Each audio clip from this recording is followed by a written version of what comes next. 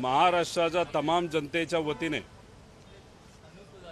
आम्ही सरकारला अध्यक्षांच्या माध्यमातून प्रश्न लक्षवेधी त्या ठिकाणी विचारत असतो। काल काही प्रश्न ते सुद्धा महत्त्वाचे प्रश्न आम्ही सरकारला विचारले होते, पण काल अधिवेशनामध्ये सरकारमधल्याच काही आमदारांनी गोंधळ घातल्यामुळे काल अधिवेशनामध्ये काही महत्त्वाच्या चर्चा झाल्या नाहीत। पण काही प्रश्न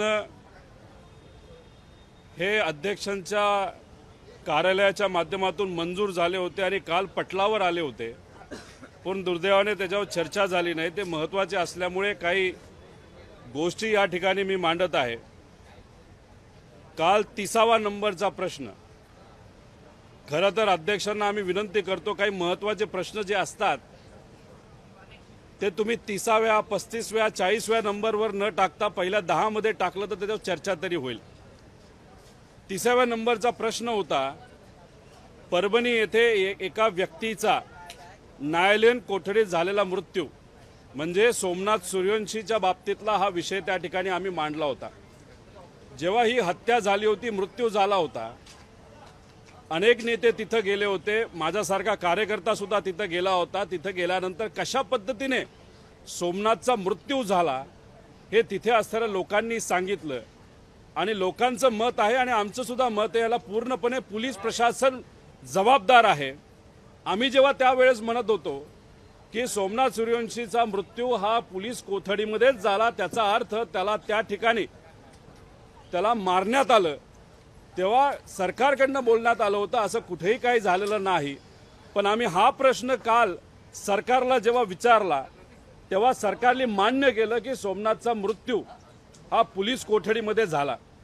त्याच्याच बरोबर सरकारने हे सुद्धा त्या ठिकाणी सांगितलेलं आहे की या विषयाच्या बाबतीत आम्ही एक सेवानिवृत्त न्यायाधीश माननीय VL अचलिया यांच्या अध्यक्षतेखाली समिती गठीत केलेली आहे, पण या समितीने काय केलं हे अजूनपर्यंत त्यांनी सांगितलेलं नाही। त्यामुळे काल या प्रश्नाच्या माध्यमातून सरकारचं लक्ष सोमनाथ सूर्यवंशीकडे पण देण्याचं आणि आणण्याचा आम्ही विचार त्या ठिकाणी केला आणि याच्या पुढे त्यांच्यासाठी सुद्धा आम्ही सर्वजण मिळून तिथे लढणार आहोत। बीडच्या बाबतीतला प्रश्न आम्ही मांडला होता, तो 12व्या नंबरला होता। त्याच्यामध्ये आम्ही असं म्हणालो होतो की बीड जिल्ह्यातील हत्या झालेल्या प्रकरणातील संबंधितांना अटक करून कारवाई करण्याबाबत हा एक मुद्दा होता। काल धनंजय मुंडेंनी त्या ठिकाणी राजीनामा दिला, तो विषय तिथं संपतो असं नाही, त्यांना FIR मध्ये सह आरोपी करा अशी सुद्धा आम्ही त्या ठिकाणी मागणी करत आहोत। ते त्या बाबतीत काय होईल बघू। पण आम्ही विचारलं होतं गेल्या 10 महिन्यामध्ये बीडमध्ये किती मर्डर झाले हे तुम्ही त्या ठिकाणी सांगा। 10 महिन्यामध्ये 36 खून हे बीडमध्ये तिथं झाले आहेत आणि त्याच्यामध्ये नावं कोण आहेत? महादेव मुंडे, बानगर, तसं घरबुडे, आंधळे, म्हणजे काही लोक संतोष देशमुखचा विषय आपण जेव्हा लावून धरत होतो तेव्हा जातीवादाचा विषय त्या ठिकाणी आणत होते, पण ही नावं आपण बघितली आणि असे कितीतरी बघितले तर अनेक समाजाच्या लोकांवर तिथं अन्याय झाला, त्यांचा मृत्यू झाला। त्यामुळे ह्या सगळ्यांना न्याय मिळाला पाहिजे। त्याच्यामध्ये खोलात जाऊन याच्यावर कुठेतरी डिटेलमध्ये जाऊन इन्व्हेस्टिगेशन झालं पाहिजे असं आमचं मत आहे। आणि त्यावेळेस आम्ही बोललो होतो की हा वाल्मिक कराड पोलिसांना फोन करायचा की याला शस्त्र परवाना द्या, त्याला शस्त्र परवाना द्या, तेव्हा तिथं असणाऱ्या सरकारने आम्हाला सांगितलं होतं की हे काही हवेत बोलत आहेत। 206 लोकांना त्या ठिकाणी शस्त्र परवाने दिले होते फक्त फोनवर। मग आम्ही जेव्हा हा प्रश्न तिथं विचारला तेव्हा सरकार म्हणते त्यातले 109 का 10 लोकांचे शस्त्र परवाने आम्ही कॅन्सल केले। म्हणजे आम्ही मुद्दे मांडत असताना खरे मुद्दे त्या ठिकाणी मांडत होतो, पण सरकार फक्त दिशाभूल करण्याचा प्रयत्न तिथं करत होते। त्यामुळे संतोष देशमुखांना न्याय देत असताना या लोकांना जिथं त्या ठिकाणी मर्डर झालाय त्यांना सुद्धा त्या ठिकाणी न्याय देण्याची जरूरत आहे। त्याच्याच बरोबर हा जो वाल्मिक कराड आहे त्याच्या विरोधात अनेक लोकांना आवाज उठवायचा आहे। त्यामुळे बीडच्या लोकांना मी विनंती करेल की आता कुणी तिथं घाबरू नये।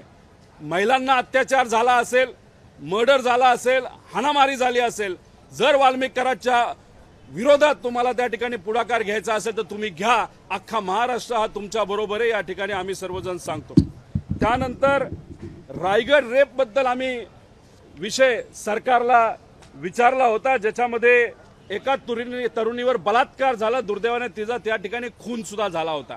आम्ही प्रश्न विचारला होता की त्या बाबतीत काय सरकारला म्हणायचं आहे, आणि आम्ही हेही विचारलं होतं की तिच्यावर बलात्कार झाला होता आणि मर्डर झाला होता का. तर दुर्दैवाने असंवेदनशील गृह मंत्रालयाच्या माध्यमातून आम्हाला जे उत्तर आलं हे अंशतः खरे आहे. म्हणजे आम्हाला कळत नाही की त्या मुलीवर रेप झाला, तिचा मर्डर झाला, याच्यामध्ये अंशतः काय, म्हणजे सरकार महिलांच्या बाबतीत किती संवेदनशील आहे हे या ठिकाणी या माध्यमातून कळतं. गेल्या काही दिवसांमध्ये सुद्धा गडचिरोलीला रेप झाला, पुण्यामध्ये रेप झाला, पण त्याच्या बाबतीत अजून सरकारने कुठेही त्या ठिकाणी ठोस पावलं घेतलेली आपल्या सगळ्यांना दिसत नाही. शक्ती कायदा आणला पाहिजे असं आम्ही सगळेजण म्हणतो, पण अशा पद्धतीने सरकार जर उत्तर देत असेल तर म्हणजे ते अतिशय दुर्दैवी गोष्ट असं आपल्याला म्हणावं लागेल. शेवटचा मुद्दा, काल आम्हा सगळ्यांना म्हणजे सर्व आमदारांना विनंती करण्यात आली आहे सरकारच्या माध्यमातून की छत्रपती संभाजीराजेंवर जो पिक्चर केला गेला आहे छावा, तो पिक्चर बघण्यासाठी आयनॉक्स थिएटरमध्ये संध्याकाळी 5 का 6 वाजता आम्हाला जायचंय.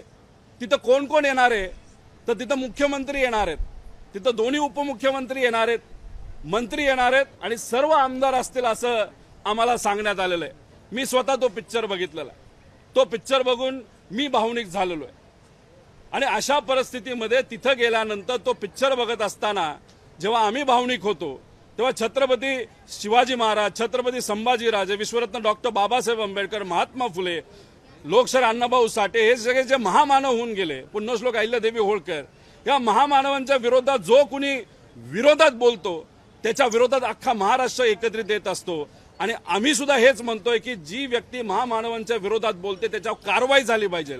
तेव्हा आज मुख्यमंत्री आणि उपमुख्यमंत्री जर पिक्चर बघायला जात असतील तर आमदार म्हणून नाही पण नागरिक म्हणून मी या ठिकाणी म्हणतो, तो तुम्हाला हक्क आहे का, हा विचार त्या ठिकाणी या सगळ्या मंत्र्यांनी तिथं केला पाहिजे. त्याचं मुख्य कारण म्हणजे राहुल सोलापूरकर नावाचा जो माणूस आहे, छत्रपती शिवाजी महाराजांच्या विरोधात, विश्वरत्न डॉक्टर बाबासाहेब आंबेडकरांच्या विरोधात तिथं त्यांनी वक्तव्य केलं, त्याचा विरोध आम्ही सर्वांनी त्या ठिकाणी केला. हे करत असताना सुद्धा सरकारने ठीक आहे छातूर तिथं काही वक्तव्य केलं, पण 10 दिवसानंतर या राहुल सोलापूरकरला पुणे महानगरपालिकेमध्ये सांस्कृतिक धोरण बनवण्यासाठी, म्हणजे ज्याची कुठलीच लायकी नाही, जो मेंटल हॉस्पिटलमध्ये जाण्याच्या लायकीचा आहे, त्याला महापालिकेचे सांस्कृतिक धोरण बनवण्याची समितीमध्ये त्या ठिकाणी घेतलं गेलं. म्हणजे मूर्खपणा बघा या सरकारचा की अशा व्यक्तीला त्या ठिकाणी जबाबदार दिली की त्याला मेंटल हॉस्पिटलमध्ये सुद्धा कदाचित भरती करून घेणार नाही अशी ती परिस्थिती आहे. त्याच्याचबरोबर कोरटकर नावाचा एकदम वेडा माणूस, नागपूरचा, स्वतःला खूप शहाणा समजतो. आता हा माणूस कोण आहे, तर हा डील मेकर आहे, हा कुठेतरी त्या ठिकाणी कॉन्ट्रॅक्टर आहे, हा डील बनवतो. म्हणजे मंत्रालयामध्ये सामान्य लोकांना एंट्री नाही, पण या कोरटकर आला, कुठल्या गाडीत आला, रोल्स रॉयस असू 10 कोटीची नाही तर कुठे, त्याला लगेच त्या ठिकाणी आत घेतलं जातं, कुठल्याही मंत्र्यांकडे तिथं जायला मिळतं. कोरटकर कोण, तर महागड्या जाहिराती करणारा, म्हणजे असं म्हणलं जातं मुख्यमंत्री साहेबांचा एकदम खासम खास लहानपणीपासूनचा मित्र. माझं म्हणणं आहे की मित्र आहे म्हणून त्यात काय हे नाही, पण माझं असं म्हणणं आहे की मुख्यमंत्री साहेब हे मित्रांचे मुख्यमंत्री नाहीत, मुख्यमंत्री साहेब हे महाराष्ट्राचे मुख्यमंत्री आहे. आणि कोरटकर छत्रपती संभाजीराजे, छत्रपती शिवाजी महाराजांच्याबद्दल अशा काही लेवलला जाऊन बोललाय ते आम्हाला बोलता सुद्धा येत नाही. त्याच्यावर तुम्ही कारवाई करत नाही, त्याला तुम्ही पोलीस प्रोटेक्शन देता, आणि पोलीस प्रोटेक्शन असताना हा महाशय मध्य प्रदेशमध्ये तिथं पळून जातो. त्या बाबतीत तुम्हाला काय करता येत नाही, त्याच्यावर तुम्ही कारवाई करू शकत नाही, त्याच्यावर तुम्ही जेलमध्ये टाकू शकत नाही. त्याच्याकडे 10 कोटीची रोल्स रॉयस आहे. आता ही रोल्स रॉयस कोणाची, तर ही 4700 कोटी रुपये लुटणाऱ्या पुण्यातील समृद्ध जीवन ग्रुपचा जो मालक आहे महेश मोटेवार, याची WB02 AB0123 नावाची 10 कोटीची रोल्स रॉयस आहे. ही कोणाकडे, ही ईडीकडे आणि सीबीआयकडे. आता ईडी आणि सीबीआयच्या ताब्यात असलेली गाडी बाहेर कशी येते, आणि हा महाशय कोरटकर का कोण आहे त्याच्याकडे ती गाडी कशी येते, हा सगळ्यात मोठा प्रश्न आहे. म्हणजे त्याचा अर्थ हा कोरटकर पोहोचलेला माणूस आहे, राज्यातल्या मंत्र्याच्या जवळ आहे आणि केंद्रातल्या नेत्यांच्या जवळ असं आपल्याला म्हणावं लागेल. त्यामुळे मी या फिक्सरला, या दलालाला आणि या मूर्ख माणसाला सरकारच्या माध्यमातून आत्ताच्या आत्ताच पोलीस कोठडी त्या ठिकाणी मिळाली पाहिजे. आणि आज मुख्यमंत्री, उपमुख्यमंत्री, सर्व नेते जे पिक्चर बघायला चालले छावा, त्यांना मला असं वाटतं की एक नागरिक म्हणून तो त्या ठिकाणी त्यांना हक्क नाही, कारण तुमच्याकडे एवढी पॉवर आहे, तुमच्याकडे एवढे सारे आमदार आहेत, तुमच्याकडे एक हाती सत्ता आहे आणि पोलीस प्रशासन तुमचं ऐकत नसेल आणि कोरटकरला जर तुम्ही पकडू शकत नसाल तर मला असं वाटतं की सरकार चालवण्याची तुमची सुद्धा लायकी नाही. त्यामुळे एक नागरिक म्हणून विनंती करतो की त्याला आधी कोथळीत घ्या आणि मग त्या ठिकाणी तुम्ही पिक्चर बघायला जावा. असंच या ठिकाणी विनंती मी सरकारला या ठिकाणी करतो. त्याच्याबरोबर अनेक फोटो आहेत लहानपणीपासून मोठ्या मोठ्या नेत्यांपर्यंत. आता हे जबाबदार आहेत मुख्यमंत्री, हे आत्ता तरी सांगता येणार नाही, पण माझं एवढंच म्हणणं आहे की या व्यक्तीवर कारवाई झाली पाहिजे, एवढीच विनंती या ठिकाणी करतो. मिळालेली आहे की जे सह आरोपी करायची मागणी तुम्ही करताय ती सह आरोपी करण्यासाठी चार्जशीट मध्ये कुठेही धनंजय मुंडे यांचं नाव नाही, त्यामुळे त्यांना सह आरोपी करता येणार नाही. कालपर्यंत ते नव्हतं, कारण का ते मंत्री होते, त्यांचा दबाव पोलीस प्रशासनावर होता. आता ते मंत्री राहिलेले नाहीत, त्यामुळे FIR मध्ये आपल्याला ऑल्टरेशन नंतर नक्कीच करता येईल. त्याच्याचबरोबर त्यांच्या ऑफिशियल म्हणजे मंत्र्याच्या ऑफिशियल बंगल्यावर पैसे कसे काढायचे, एक्स्ट्रॉशन कसं करायचं कंपनीकडनं, आणि तिथून हे सगळं सत्र त्या ठिकाणी पुढं झालं. ती बैठक त्यांच्याकडे झाली. तर मास्टर माइंड हा वाल्मिक कराड तर आहेच, पण वाल्मिक कराडचं पण मास्टर माइंड धनंजय मुंडे आहे का हे बघण्याची खऱ्या अर्थाने आता जरूरत आहे. आणि खोलात जाऊन इन्व्हेस्टिगेशन हे बंगल्यापासून शेवटपर्यंत झालं आणि सगळ्यांचे मोबाईल बघितले तर कदाचित धनंजय मुंडेचं नाव सुद्धा त्या विषयामध्ये येऊ शकतं असं वाटतं. छत्रपती शंभूराजेंवर जो चित्रपट आला त्यामुळे आता देशभरात जगभरामध्ये त्यांची जी ख्याती आहे ती जाताना आपल्याला पाहायला मिळते. पण सगळ्यात महत्त्वाचा एक ड्रॉबॅक या निमित्तानं पाहायला मिळतोय की संभाजी महाराजांच्या बद्दलची काही पुस्तकं आहेत, मग रामगणेश गडकरींच्या नाटकातले काही संवाद असतील, त्यांची ती सरकारने छापलेली पुस्तकं आहेत. अतिशय भयानक पद्धतीचं तिथं संभाजी महाराजांबद्दल लिखाण करण्यात आलेलं आहे, ती सरकारने छापलेली पुस्तकं आहेत. अशा पुस्तकांसंदर्भात तुम्ही काय भूमिका घेणार आहात? नाही, असं झालं असेल आणि अशा चुकीच्या प्रवृत्तीच्या लोकांच्या पुस्तकं जर सरकारच्याच माध्यमातून दिली जात असतील तर त्याचा विरोध आम्ही सुद्धा करणार. आम्ही अध्यक्षांना विनंती करेल, मुख्यमंत्र्यांना विनंती करेल की अशी पुस्तकं जर छापली जात असतील गडकरी आणि ते जे कोण लेखक आहेत त्यांच्या नावाची, त्या ठिकाणी ताबडतोब बंद केले पाहिजे. आणि जे कोणी आमदार या विषयासाठी उभे राहतील ते आमचे विरोधक असले काय तरी मित्र म्हणून आम्ही त्यांच्याबरोबर राहू, कारण शेवटी अशा चुकीच्या प्रवृत्तीच्या लोकांच्या विरोधात उभा राहण्याची आपल्या सगळ्यांची जबाबदारी. त्यामुळे ही पुस्तकं असतील ती ताबडतोब बंद झाली पाहिजे आणि ती जर सर्क्युलेशनमध्ये आत असतील कुठेही दुकानात असू नये तर कुठेही ती ताबडतोब काढली गेली पाहिजे अशी विनंती आम्ही सरकारला नक्कीच करतो. सर्वसामान्यांमधून एक आरोप होतोय की ज्या पद्धतीने संतोष देशमुख यांना न्याय मिळण्यासाठी विरोधक असतील किंवा जे लोक आहेत ती एकवटली होती. सोमनाथ सूर्यवंशीच्या बाबतीमध्ये असं होताना पाहायला मिळत नाही. सोमनाथ सूर्यवंशीचा कस्टोडियल डेथ झालाय, जो शवविच्छेदन अहवाल आला होता त्यात सुद्धा मल्टिपल इंजुरीज मुळे हा डेथ झाली अशा पद्धतीचं नमूद केलंय. नाही, हा विषय महत्वाचा असल्यामुळे तुम्ही जर बघितलं असेल तर काल मी स्वतः आणि आव्हाड साहेबांनी सुद्धा माझ्या त्या प्रश्नाला पाठिंबा दिला. तो विषय मी स्वतः त्या ठिकाणी सरकारला विचारला होता, त्याच्यावर जाब विचारणार होतो की काय झालं, पण कालचा हाऊस न चालल्यामुळे आणि म्हणजे काल जर आपण बघितलं म्हणजे जे अबू आझमी आहेत आता त्यांना मुद्दामून कुणीतरी बोलायला लावलं का काय झालं, म्हणजे या पवित्र भूमीमध्ये औरंगजेबचं गुणगान कोण गाणत असेल तर त्याचा विरोधच आपण सगळ्यांनी केला पाहिजे. पण हे वातावरण गरम होत असताना अबू आझमी एकदमच त्या ठिकाणी उठले आणि असं काहीतरी पत्रकारांना बोलले की त्याच्यामुळे अशी आता चर्चा सुरू झालेली आहे की सगळ्यांचं लक्ष मेन विषयाकडे न जाता हे कुठेतरी दुसऱ्याच विषयाकडे जावं यासाठी त्यांनी तो प्रयत्न केला का, आणि ते सगळ्या गोष्टी झाल्यामुळे कालचा हाऊस चालू शकलं नाही आणि ते न चालल्यामुळे आम्हाला हा मुद्दा मांडता आला नाही. पण सोमनाथ सूर्यवंशीचा मुद्दा सुद्धा त्या ठिकाणी महत्त्वाचा आहे, त्याच्या बाबतीत लक्ष देण्याची जरूरत आहे. आणि राहिला अबू आझमीचा प्रश्न, आम्ही म्हणजे माझ्या लेवलला नाही पण आमच्या नेत्यांच्या लेवलला त्यांना विनंती करून आम्ही नक्कीच अखिलेश यादव साहेबांना विनंती करणार आहे की असे गुणगान गाणारे औरंगजेबचे जे तुमचे अध्यक्ष असतील महाराष्ट्राचे त्यांना जर बदलता आलं तर ते तुम्ही बदलावं. याच अबू आझमींवर आज सामनामध्ये सुद्धा अग्रलेखामधून टीका जी आहे ती करण्यात आली होती की हे सरकारची प्रवृत्ती, सरकारची भूमिका अबू आझमी नेहमी अबू आझमी असंच काहीतरी करतात असं लोक म्हणायला लागलेले आहेत. मला तर अबू आझमींना विनंती करायची की तुम्ही जेव्हा एखादं स्टेटमेंट देता मतदारसंघाचा विचार करून तुम्ही स्टेटमेंट कशाला देता. मग तुम्हाला कुठलाही अधिकार नाही की तुम्ही राज्याचे SP चे अध्यक्ष आहात. मला तेच अखिलेश यादव साहेबांना सांगायचे, विनंती करायचे, असा जो माणूस फक्त स्वतःचं हित बघतो, एखाद्या स्टेटमेंटच्या माध्यमातून सरकारला फायदा व्हावा, एखाद्या महत्वाच्या विषयातून फक्त लक्ष विकेंद्रीकरण त्या ठिकाणी व्हावं, यासाठी जर फक्त यांचा वापर केला जात असेल तर या महाशयांना घरी बसवा, अध्यक्षपद घालवा आणि एखाद्या चांगल्या होतकरू व्यक्तीला त्या ठिकाणी एसपीचं अध्यक्षपद या महाराष्ट्राचं द्यावं, एवढीच विनंती त्या ठिकाणी करणार. मुंडेंचा राजीनामा हा मुख्यमंत्र्यांच्या संपूर्ण धमकीनंतर झालेला आहे. धनंजय मुंडे पूर्वी राजीनामा देण्याच्या भूमिकेवरती ठाम नव्हते, परंतु मुख्यमंत्र्यांनी ज्यावेळेस धमकी दिली की तुम्हाला मंत्रिमंडळातून काढण्याच्या संदर्भात राज्यपालांना पत्र दिलं. हे बघा, हे फक्त आता नरेटिव्ह सेट केलं जात आहे मुख्यमंत्र्याच्या कार्यालयाकडनं. मुख्यमंत्री हे 3 महिन्यापासून मुख्यमंत्री आहेत. मुख्यमंत्र्याची ताकद काय हे प्रत्येक व्यक्तीला माहिती आहे.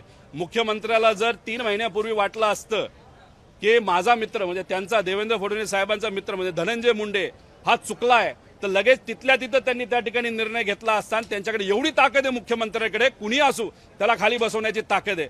त्यावेळेस बरं तुम्हाला काही सुचलं नाही, आता तुम्ही 3 महिन्यानंतर तुमचं कार्यालय म्हणतं की मुख्यमंत्री आधीपासून त्या ठिकाणी सांगत होते, बोलत होते, धमकी देत होते. मग 3 महिन्यापूर्वी धमकी द्यायला तुम्हाला कुणी थांबवलं असतं? जर दिली असती तर आम्ही त्याचं स्वागत केलं असतं. 3 महिने तुम्ही सगळे झोपला आणि लोकांनी हा विषय हातात घेतला, लोकांनी वातावरण गरम केलं, देशमुख परिवाराने वातावरण गरम केलं, संघर्ष केला, मग तुम्हाला गुडघ्यावर यायला लागला आणि त्या ठिकाणी तुम्हाला राजीनामा घ्यावा लागला. त्यामुळे मुख्यमंत्र्यांना मला परत एकदा सांगायचंय, तुम्ही मित्रांचे मुख्यमंत्री नाही, या महाराष्ट्राचे मुख्यमंत्री आहात. महाराष्ट्राच्या हितासाठी निर्णय हा तुम्हाला घ्यावाच लागेल, पण उशिरा घेतला म्हणजे त्याचा अर्थ त्याच्यामध्ये काहीतरी काळं बेरं आहे असं आमचं सगळ्यांचं मत आहे. महाविकास आघाड्यांनी विरोधी पक्ष नेतेपदासाठीचं पत्र दिलं अशी माहिती मिळते. भास्कर जाधव यांचं नाव सजेस्ट करण्यात आल्याची सुद्धा माहिती मिळते, परंतु भास्कर जाधव यांच्या नावाला विरोध असल्यामुळं कदाचित विरोधी पक्षनेता नियमांवर बोट ठेवून दिला जाणार नाही अशी शक्यता वर्तवली. त्यांनी निलंबन केलं होतं भाजपच्या सदस्यांचं, त्यामुळे हे बघा, माझं एकच मत आहे. मला जे कळालेलं आहे, मी फक्त आमदार पदाधिकारी नसल्यामुळे त्या विषयामध्ये खूप मला जास्त माहिती नाही, पण आमच्या पक्षाचे पदाधिकारी, काँग्रेसचे पदाधिकारी, उद्धव ठाकरे साहेब हे सगळे आधी बसले, चर्चा झाली आणि त्यानंतर एक नाव पुढं आलं आणि ते नाव अध्यक्ष महोदयांपर्यंत त्या ठिकाणी दिलं गेलं. ते होतं भास्कर जाधवांचं नाव. तसं झालं असेल म्हणजे आमच्या नेत्यांनी त्या ठिकाणी चर्चा केली असेल आणि भास्कर जाधवांच्या बाबतीत बोलायचं झालं तर माझ्यासारख्या कार्यकर्त्याचा सुद्धा त्या ठिकाणी त्यांना पाठिंबा आहे. कारण एकदम चांगलं नाव हे सर्व पक्षांनी पुढं केलेलं आहे, लढणारा व्यक्तिमत्व आहे आणि अध्यक्षांना तिथं दुसरा कुठला अधिकार नाहीये आणि तो 10% फॉर्म्युला जो सांगितला जातो तो पूर्णपणे चुकीचा आहे. जर कोणी एखादा व्यक्ती पुढे येत असेल आणि सगळ्यांकडनं तो पुढे केला जात असेल तर त्या व्यक्तीला त्या ठिकाणी विरोधी पक्ष नेता द्यावाच लागतो. तो लोकांचं प्रतिनिधित्व करणारा व्यक्ती, संविधानिक पद आहे आणि आम्ही त्याला त्या ठिकाणी पाठिंबा देतो. त्यामुळे खालच्या हाऊसमध्ये म्हणजे विधिमंडळामध्ये त्या ठिकाणी भास्कर जाधवांचं नाव पुढे येत असेल तर कदाचित उद्या जाऊन वरच्या हाऊसमध्ये काँग्रेसचं नाव येऊ शकतं आणि त्याच्याच बरोबर तिसरं जे लोकसेवा लेखा समिती आहे त्याच्यामध्ये राष्ट्रवादी काँग्रेस शरदचंद्र पवार याचा एखादा आमदार त्या ठिकाणी अध्यक्ष होऊ शकतो. कदाचित असं समीकरण हे विरोधी पक्षाचं ठरलंय असं आपल्याला म्हणावं लागेल. परंतु रोहितजी अशी सुद्धा माहिती कळते की राष्ट्रवादी शरदचंद्र पवार पक्षानं 2.5 वर्षाची मागणी केलेली आहे विरोधी पक्ष नेत्यांसाठी. आपल्याला याबद्दल काही कल्पना आहे का आणि राष्ट्रवादीला असं मिळावं असं आपल्याला वाटतं? नाही, हा बघा, अधिकार आहे, शेवटी सगळ्यांनी चर्चा करून योग्य तो मार्ग काढण्याची जरूरत आहे. जयंत पाटील साहेबांनी तो मुद्दा त्या ठिकाणी व्यक्त केला असेल नाही तर मांडला असेल तर त्याला नक्कीच काही ना काहीतरी वजन असेल. त्यामुळे माझं असं म्हणणं आहे 2.5 वर्ष असू नाही तर 1.5 वर्ष असू, तो सगळा विषय नंतर येतो. आता आम्हाला विरोधी पक्ष नेता पाहिजे आणि लवकरात लवकर तो मिळाला पाहिजे अशी विनंती नागरिकांच्या आणि विरोधी आमदारांच्या वतीने मी सर्वच आमच्या नेत्यांना त्या ठिकाणी करतो.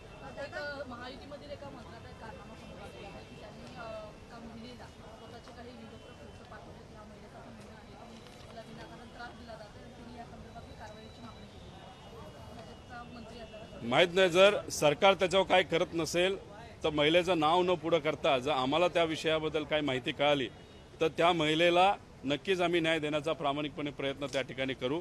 त्यामुळे असं आपल्याकडे काय असेल तर सांगा, पण एखादी महिला जर बोलत असेल माझ्यावर अन्याय झाला तर नक्कीच सरकारकडनं पक्ष, कार्यकर्ता, पदाधिकारी, मित्र न बघता कुठल्याही व्यक्तीला न्याय देण्याची भूमिका ही सरकारची त्या ठिकाणी असावी असं आमचं सगळ्यांचं मत आहे. त्याच्याचबरोबर काल एकदम महत्त्वाचा विषय आम्ही मांडला होता तलाठी भरतीच्या बाबतीत. तुम्हाला आठवत असेल काही महिन्यांपूर्वी मी तलाठी भरतीमध्ये भ्रष्टाचार झाला असं सांगितलं होतं. तेव्हा विखे पाटील साहेब त्यावेळेस रेव्हेन्यू मिनिस्टर होते, त्यांनी सांगितलं होतं की रोहित पवारवर मी कारवाई करणार, कारण रोहित पवार खोटं बोलतोय. मला विखे पाटील साहेबांना आणि आजच्या सरकारला आणि आजच्या रेव्हेन्यू मिनिस्टरला त्या ठिकाणी बोलायचंय की एक विषय नांदेडमध्ये झाला होता, त्याच्यामध्ये 1.5 कोटी रुपयाचा भ्रष्टाचार झाला असा मुद्दा त्या ठिकाणी आम्ही मांडला होता आणि सरकारने मान्य केलेलं आहे की नांदेडमध्ये जी तलाठी भरती झाली त्याच्यामध्ये 1.5 कोटी रुपयाचा भ्रष्टाचार झालेला आहे. माझं म्हणणं आहे त्यावेळेस सुद्धा आत्ता सुद्धा तलाठी भरतीमध्ये 2,000 कोटी रुपयाचा भ्रष्टाचार झालेला आहे. 2,000 कोटीची दलाली ही मंत्र्यांना नाहीतर अधिकाऱ्यांना नाहीतर त्यावेळेच्या सरकारच्या काही नेत्यांना त्या ठिकाणी मिळालेली आहे. आता आम्ही जर म्हणत असू भ्रष्टाचार झालाय, आता नांदेडमध्ये सरकारलीच मान्य केलेलं भ्रष्टाचार झालेला आहे, तर हा 1.5 कोटीचा नसून महाराष्ट्राचा जर काढला तर हा 2,000 कोटी रुपयाचा भ्रष्टाचार आहे, दलाली आहे. त्यामुळे ह्या सरकारचा खरा चेहरा आता हळूहळू लोकांसमोर त्या ठिकाणी आलेला आहे. त्यामुळे विखे पाटील साहेब आज तिथले मंत्री नसले तरी आजच्या या मंत्र्यांना बावनकुळे साहेबांना मला विचारायचंय, माझ्यावर तुम्ही कारवाई करणार होता, आता या लोकांवर आणि या सिस्टममध्ये याच्यावर भ्रष्टाचार झाला त्या सर्व लोकांवर अधिकाऱ्यांपासून मंत्र्यांपर्यंत तुम्ही कारवाई करणार आहे, तेवढा दम आणि तेवढी ताकद तुमच्यामध्ये आहे का हे लोकांना आणि खास करून युवांना दाखवून देण्याची विनंती या ठिकाणी मी करतो.